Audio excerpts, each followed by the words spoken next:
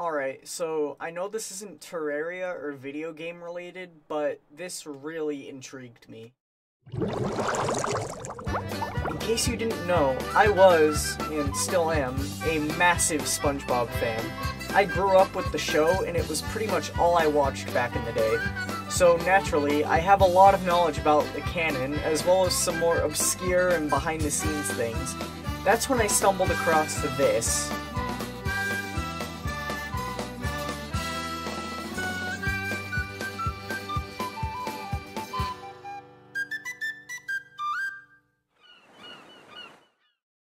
Now, I'm not going to take the time to explain what an iceberg image is, since I'm sure you've all at least heard of the Super Mario 64 one that spread like wildfire last year.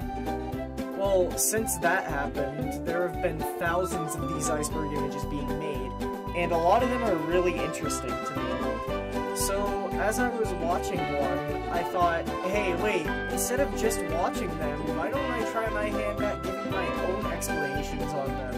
I do have a YouTube channel after all, and I thought there would be no better place to start than with this SpongeBob iceberg. So, without further ado, I guess let's dive right in. Oh my god, that was awful, I'm so sorry.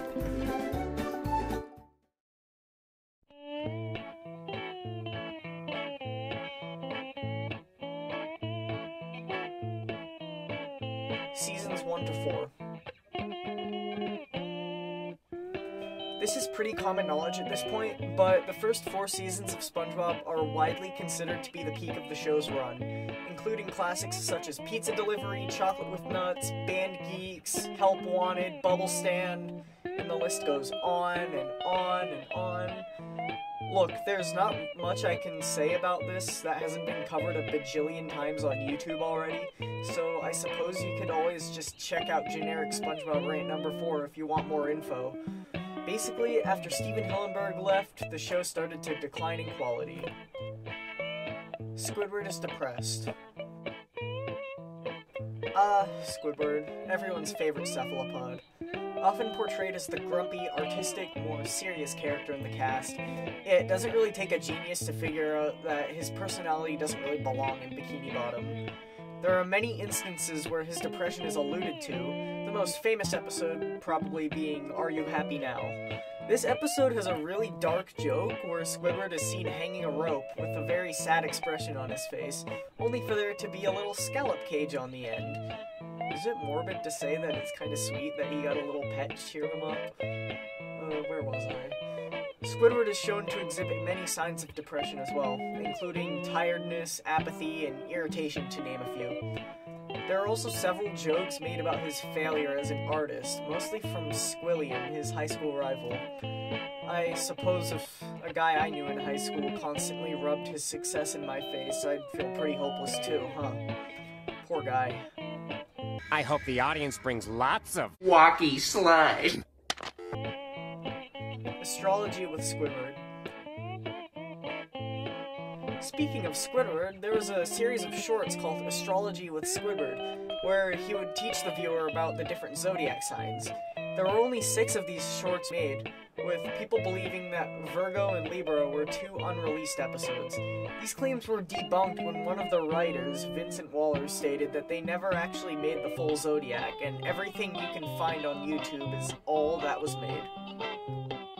Battle for Bikini Bottom. Battle for Bikini Bottom is probably the most well-known SpongeBob game ever made, releasing on the PS2 in 2003. This game wasn't on par with, say, Silent Hill 2 or Metal Gear Solid Snake Eater, but it garnered a cult following and eventually a remake for the 8th generation of consoles, where it was apparently so popular that GameStop didn't have any copies when I went to go buy it 2 months after it released. Thanks, GameStop.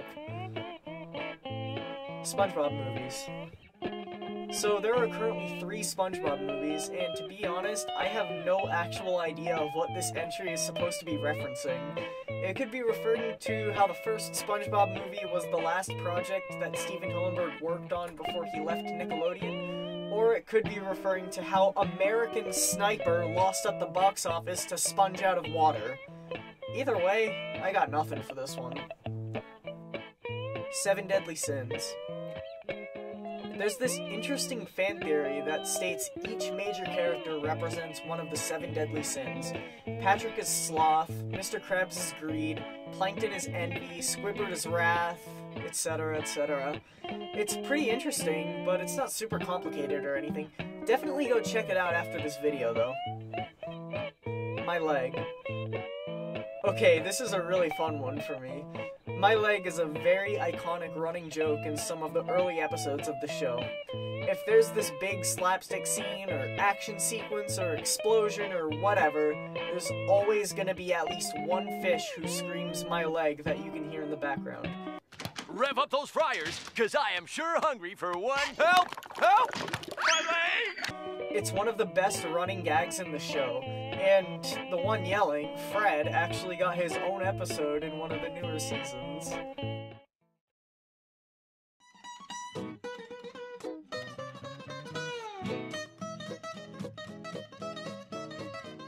Gary and Patrick are distant cousins. So, at first I thought this entry was a joke, but apparently this is canon. After some intense Google searching, I found a family tree on the Spongebob wiki, and yeah, sure enough, Gary and Patrick are cousins. I thought this was a thing from a new episode, but this episode actually aired in 2006, so I guess I've just never seen it, or maybe I just don't remember it very well. Bikini Bottom Mysteries. So, from what I can gather, this is a web series from the Spongebob YouTube channel that's supposed to be parodying detective shows. Each episode covers a different background character, and it talks about their hobbies and their personality while showing different scenes they appear in. After this, they'll go into great detail about some sort of secret that the fish is hiding. For example, the first episode is about Frank, and Frank's secret is that he has multiple wives. I suppose this entry is on the second layer because if all the episodes are canon, then there's some weird stuff going on in Bikini Bottom. Otherwise, it's just a fun way for the staff to poke fun at some of their own inconsistencies within the show, which I'm honestly down for. The first movie was the finale. This one is true too. The first movie was originally supposed to cap off the saga of our favorite sea sponge, which is pretty evident if you've seen the movie. It's actually like one of my favorite movies of all time, so please go watch it if you haven't. However, since Nickelodeon just loves ignoring Hillenburg's wishes, they ordered more episodes because, well... money! International dubs.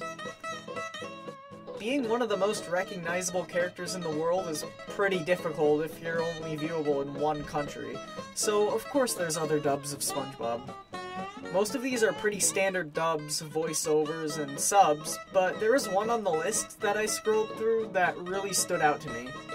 The illegal Arabic dub. While watching the intro, I noticed two things. One, there was absolutely no background music, and two, all of the imagery displaying the name SpongeBob SquarePants was removed.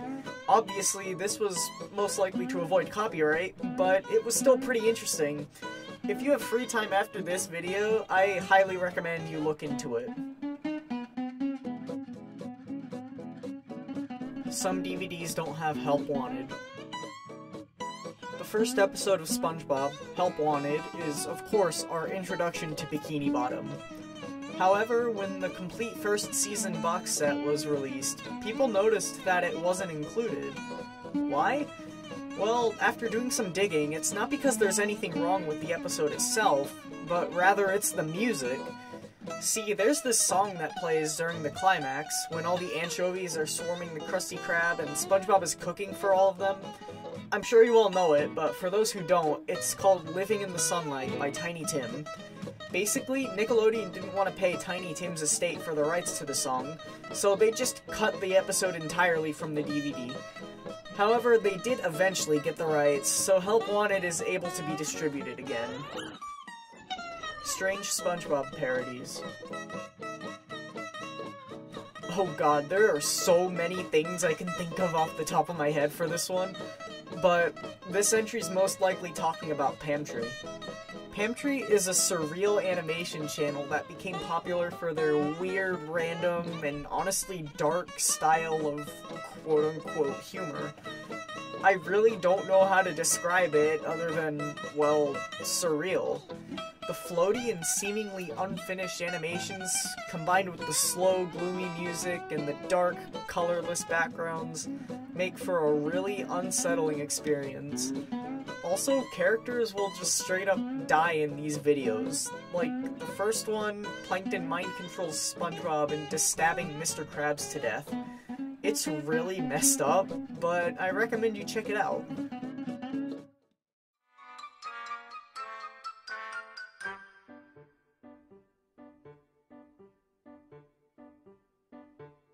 Just One Bite deleted scene. In the episode Just One Bite, when Squidward is breaking and entering just for a taste of Krabby Patty, there was about 20 seconds of cut footage that shows his initial break-in. He kicks down the door, remarking how the burglary defense system is just a bucket of water. Then he smells the air, realizes it's gas, then he explodes. Then, after he explodes, he rushes into the kitchen and sees another bucket of gas fall to the ground, and a match lights it, and he explodes again. It's really funny, so you're probably wondering why it was cut from the American release. Well, people seem to believe that it was cut because the 9/11 terrorist attacks had occurred only a month prior to the original airing, and seeing as there are multiple instances of explosions throughout the episode, it would make sense for Nickelodeon to cut some out. However, Vincent Waller stated that ultimately Nickelodeon just didn't like the whole gasoline explosion joke. Nicktoons Summer Splash. This was a cartoon block that aired during the summertime, and it was hosted by, of course, SpongeBob and Patrick. It featured 6 episodes of specific cartoons back-to-back, with its own theme song and everything. Oh, the mics are on, and the lights are lit, and my pants are clean and shiny. We're gonna play Nicktoons back to back, Front to front. Heiny to Heiny. These bumpers aren't really anything special, just some short skits with some really choppy looking animation, but it does not seem like they do any sort of special summer blocks anymore, which is kind of sad. Shanghai alternate endings. This one is pretty interesting too. So, in the episode Shanghai, the Flying Dutchman offers SpongeBob, Patrick, and Squidward 3 wishes.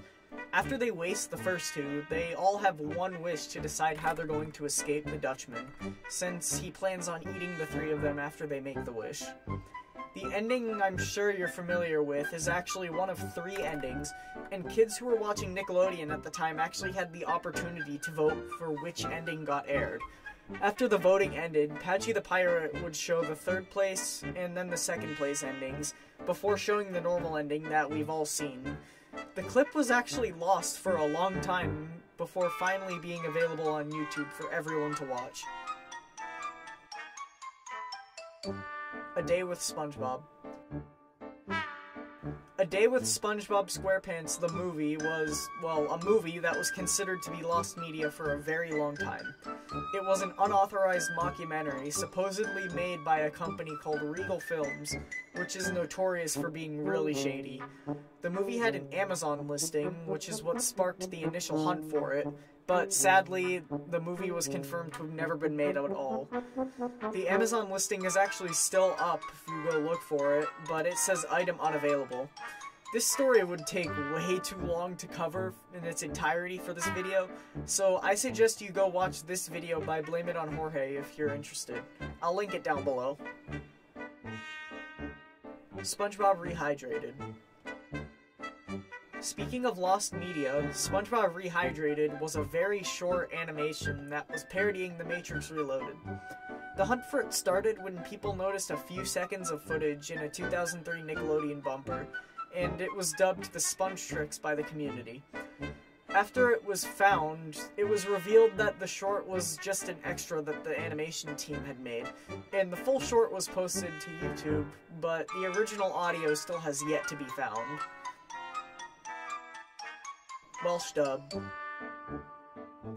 This dub stands out from most of the other dubs. First of all, it was made in 2011, and only episodes from seasons 4, 5, and 6 were dubbed. Second, it actually translates all of the text on screen to Welsh, unlike most dubs, which just did voiceovers and kept the text how it originally aired. Third, this dub was actually only partially found, making it the third piece of lost media on this layer alone. SpongeBob 4D. For those of you who didn't already know, back in 2005, a SpongeBob ride was produced and housed in theme parks across the world. Although I myself have never been on it, I've been on very similar rides, most notably the Simpsons ride at Universal Studios. The movie itself actually has a few errors, mostly locational ones, that you wouldn't typically notice upon your first viewing. The ride was at the now abandoned Six Flags New Orleans and is still sitting there to this day, rotting with the rest of the park. Bob the Sponge and Sponge Boy. Bob the Sponge was an original character created by Stephen Hillenburg for an educational book back in 1992, but the name is where the similarities end. As for Sponge Boy, well, he was actually the original version of SpongeBob, but due to copyright issues, they had to change the name. It's likely that Hillenburg changed the name to SpongeBob as sort of an homage to Bob the Sponge, but that's just a theory. Bikini Bottom National Anthem. The Bikini Bottom National Anthem is something that is alluded to on multiple occasions, but they're few and far between. The first instance was in the episode Imitation Crabs, when SpongeBob and Mr. Krabs are making their secret handshake. And the second instance was in Little Yellow Book, when SpongeBob dances around like a chicken in his underwear. It is also referenced in the Broadway musical. I suppose I should also point out that in every instance the national anthem appears, they're all completely different from one another. So I guess we don't really know what the true national anthem for Bikini Bottom is, huh? Alright, so a little disclaimer before we get into these other layers. This is where all the entries start to delve into the more disturbing and, in some cases, not family-friendly stuff. There's also going to be a lot of fan theories that just aren't true the further we go down, so you have been warned.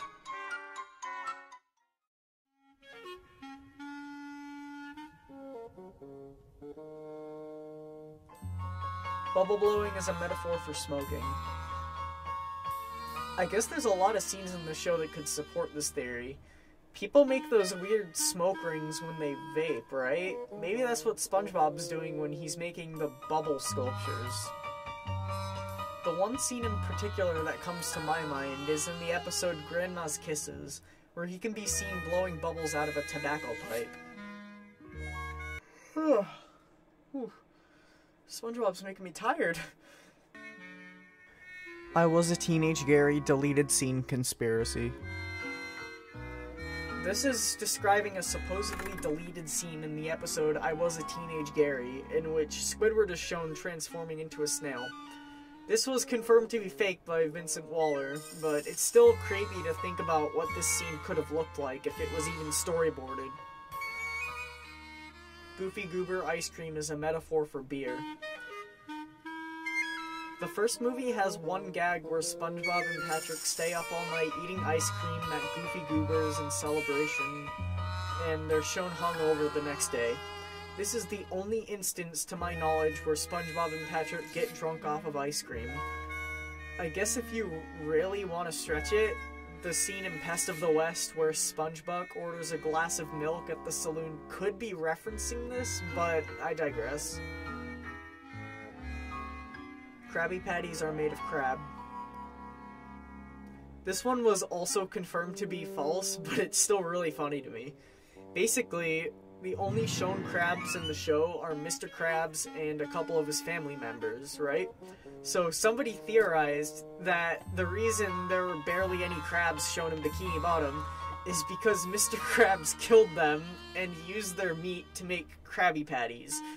Now, this is absurd, and it's dark, and there's no way that SpongeBob would do this, and of course it was debunked, but again, it's really funny to me. Krabby Patties are made out of crab! Red Mist is canon. Red Mist, or as it's more commonly known as, Squidward's suicide, is not canon.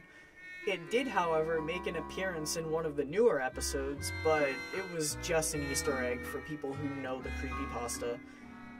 This Easter egg is not shown in any modern viewings anymore because of what it's referencing, as well as its disturbing and jump scare-like appearance to young viewers. It's a Wonderful Sponge and SpongeBob Space Cats. Before it was renamed to Sponge on the Run, the third SpongeBob movie was originally going to be titled It's a Wonderful Sponge. I actually remember seeing this when news broke of a third movie. As for the Space Cats, I think this was a scrapped plot point from the movie, but I'm really not sure. If anyone does know, please let me know. Mrs. Puff's husband is in Shell City. I think we all remember what happened to Mr. Puff. She doesn't like to talk about it.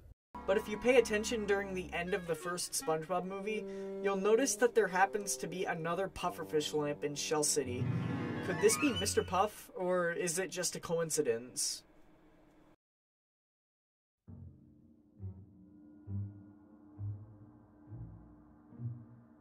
Floorboard Harry. This was a cut character from the fan-favorite episode Graveyard Shift that would have taken the place of Nosferatu. The scenes were actually recorded, but to my knowledge, the audio isn't anywhere on YouTube. But if you have the Nautical Nonsense and Sponge Buddies DVD, then you can hear Tom Kenny and Roger Bumpus recording the scenes in the extras. Squidward torture porn and the toenail scene. Ah yes, the infamous toenail scene. What more can I say about it that hasn't already been said? This scene is the one that everybody goes to when they describe Squidward torture porn, which is basically the belief that all modern SpongeBob episodes will go out of their way to make Squidward's life as hard as possible for no discernible reason other than, haha, cheap slapstick humor. Most of these instances, you can't help but feel bad for the guy, and others are, well, just gross-out humor, like the toenail scene. SpongeBob gets hired for a porno. I'm gonna be completely honest with you guys, I have no idea what this is referring to. I googled it on incognito, of course, and I just got either actual pornography or things we will discuss later down the line. So, yeah, I got nothing. Next. SpongeBob Beyond. SpongeBob Beyond is a very complicated fan story that I honestly could not describe the plot to if I tried. If you want to know more, go watch this video from one of my personal favorite YouTubers, Salty DK Dan. And the most handsome and the friendliest citizen of this city. Who is me? What the fuck is that? Sweatin' It. Sweatin' It was once thought to be a deleted episode of SpongeBob, but it was later discovered to be a cutscene from Texas. Nothing too crazy here, other than the speculation surrounding this supposed episode. Seriously, what would an episode called Sweatin' It even be about? SpongeBob in Tehran. This was a bootleg movie that surrounds our lovable cast of characters going to Iran. Alright. This is another one I learned about from Salty, so please watch his videos when you finish this. Seriously, he is an underrated YouTuber. SpongeBob has pubic hair.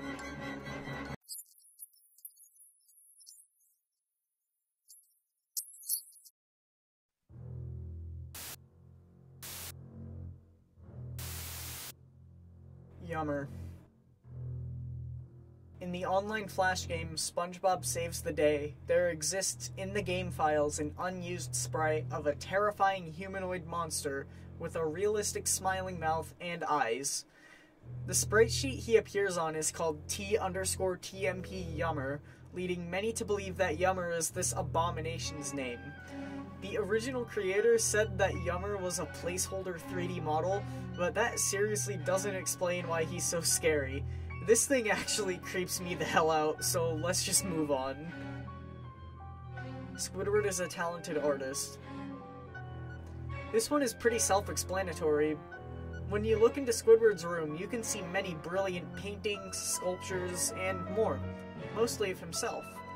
The strange thing is, these pieces of art are legitimately really good, but nobody in Bikini Bottom seems to see this. Of course, this is a running gag throughout the show, but even when a famous art critic doesn't see the absolute beauty of your work, well, as Squidward says, "Hello, you've reached the house of unrecognized talent. Please start after the..."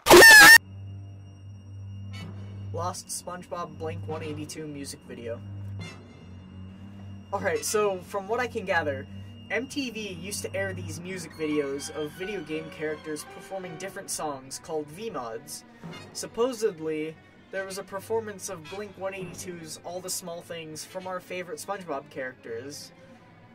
YouTuber Rebel Taxi actually made a video talking about these V-Mod music videos, and he cataloged his hunt for the SpongeBob one, but it doesn't look like he ever found it. I really hope this music video gets found, because after learning it existed, I really want to see it. Any porn in this store? This is referring to a scene from Midlife Crustacean, when SpongeBob, Patrick, and Mr. Krabs enter the laundromat, making their introductions. It sounds like Mr. Krabs is saying any porn in this store, when in reality, he's just saying any port in the storm. Hello, gang! SpongeBob's back! Let's party! Any part in this store? Patrick has brain damage. We all know Patrick. No, not me, Patrick. Patrick Star. He's the dim-witted, lovable sea star and SpongeBob's right-hand man. However, there are some cases where Patrick is so dumb that you consider whether or not he does have brain damage. It's not really a secret or anything. All the sea stars in Bikini Bottom are shown to be just as smart as Patrick is. This one isn't really as impactful to me as Squidward's depression is, so let's just move on. Chum is made from fish. If you didn't know this already, then congratulations, you learned something new. Anyway, chum is in fact ground-up fish, and it may appear that Plankton is selling fish their cooked remains. Now that may sound horrifying, but let's take a step back and think about this. So lots of fish eat plankton, right? Maybe by selling the residents of Bikini Bottom chum, Plankton is getting back at them? Or maybe it's all just a dark joke and the chum that Plankton sells isn't really chum. It's like how people use chum as bait when they want to catch a big fish or a shark or something like that. Plankton is just luring the fish into his restaurant so he can make money, but it doesn't seem to work very well for him, does it? I like square butts.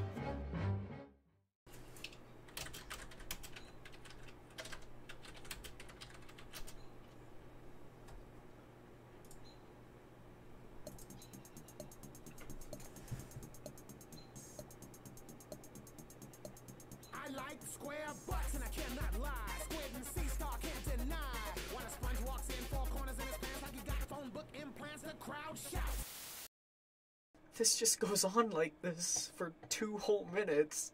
Think about it. A room of executives had to sit down and watch this commercial in its entirety and approve it for television. This is a kids' meal commercial. Of course, a bunch of parents complained about this when they saw it, but Burger King's response was, well, it's not targeted towards children. It's targeted towards adults. Again, this is an ad for a kids' meal. It's definitely one of the most cursed commercials I've ever seen. And since I had to watch it, now you get to watch it too.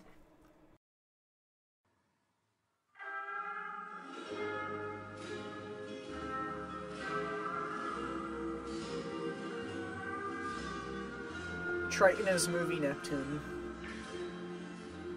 This theory states that Triton from the special The Clash of Triton is actually King Neptune from the first SpongeBob movie. This would make sense since the movie King Neptune looks nothing like the King Neptune we see in the show. This theory would actually line up perfectly with the Spongebob movie is the finale entry from earlier. If we consider that the Spongebob movie is actually a time skip, Triton grew up and took his father's place as king.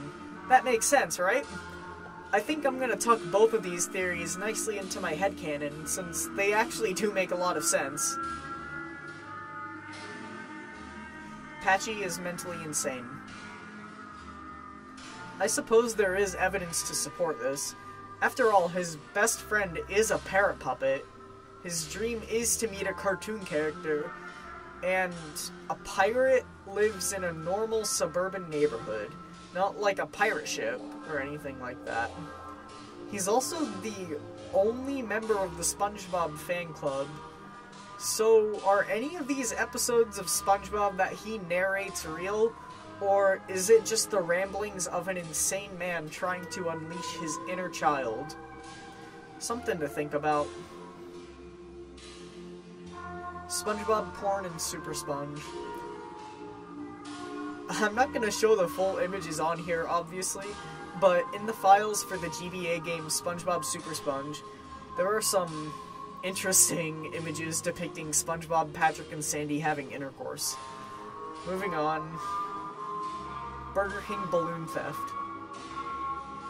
Back in 2004, to promote the first movie, hundreds of Burger King locations featured a 9-foot-tall SpongeBob balloon just sitting on the roof. However, Burger King didn't seem to plan this out very well, because people just kept stealing them. Nobody knows who did it, or why they did it, but in all honesty, it was probably just a prank, and in my opinion, it's a really funny prank, so good job, pranksters. Canon human SpongeBob and Patrick. In SpongeBob's Big Birthday Blowout, real-life counterparts to our favorite undersea dwellers are shown, and are portrayed by their actual voice actors, which is really cool. SpongeBob is Jim Bob, and he's played by Tom Kenny, of course, and Patrick is, well, just Patrick. Bikini Bottom was created by nuclear radiation. This is well known by now, but Bikini Bottom is inspired by the real-life island of Bikini Atoll.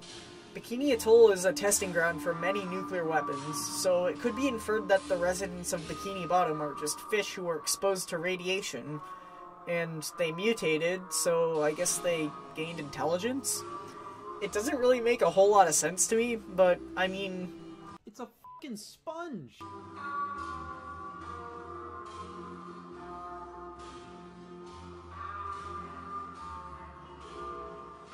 SpongeBob gets arrested for owning child porn.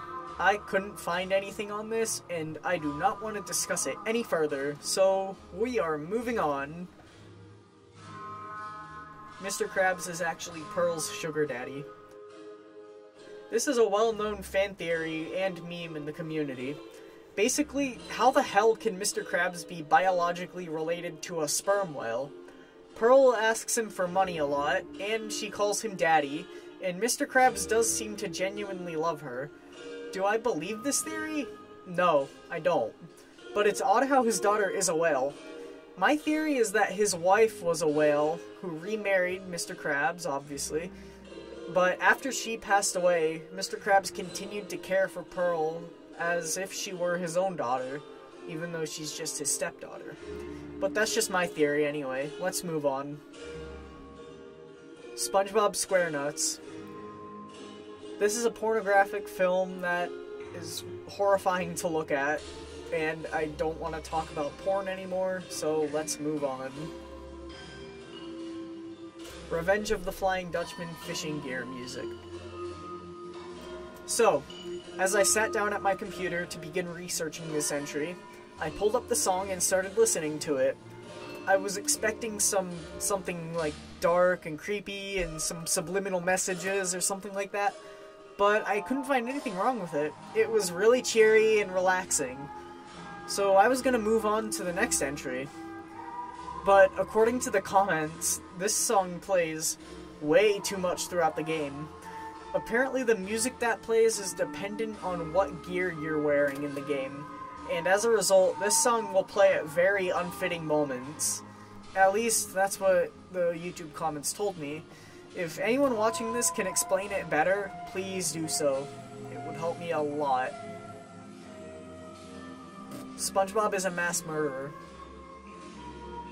In the episode Goons on the Moon, there's a scene where Sandy forbids SpongeBob to go to the moon after his little mishap with her whirlybird. The scene then pans to a massive graveyard. Steven Hillenburg tried to warn us. Alright, so I really tried to use my own knowledge of the series when I made this video, but for this entry, I had no choice. I consulted this video for the answer to this entry, and basically it was saying that Steven Hillenburg tried to warn us about something, but we failed to listen to him or something like that. Honestly, I'm really not a fan of these creepy for the sake of being creepy kinds of entries, such as the July 29th build of Super Mario 64. So we're just gonna move on. SpongeBob will outlast human civilization. In the episode SB129, we get a brief look at Bikini Bottom 2,000 years in the future, where we see that SpongeBob, or in this case, SpongeBob's clones, are still alive and well, and the Krusty Krab is still in business. I suppose this, as well as that one scene in Spongehenge, could imply that long after humanity is gone, the sea creatures will continue to thrive. Hell, for all we know, SpongeBob could already take place at the time when humanity went extinct, but I guess we'll never know. Episode 5572-220. I couldn't find anything on this. I saw somebody said that this episode was SpongeBob Meets the Strangler, but whenever I pop it into Google, it just brings up Lost and Found. It's probably just another creepy just because entry, so we're moving on again. Alright, there is no better way to end this video off than with my personal favorite handcrafted SpongeBob theory, skin theory. Now, there's no way in hell that I can cover all of it here, but here are the basics. Throughout the show, there are numerous instances where residents of Bikini Bottom are seen wearing a costume or some sort of body enhancement, and all of this is seen as normal. The writers of the show are well aware of this, and they continue to put stuff like this in the show. The theory goes into much deeper stuff, like rituals and cult activity and, you know, more complicated stuff like that. But if you want to hear the whole thing, watch this video by Doug Woolover giving an in-depth explanation. Link in the description.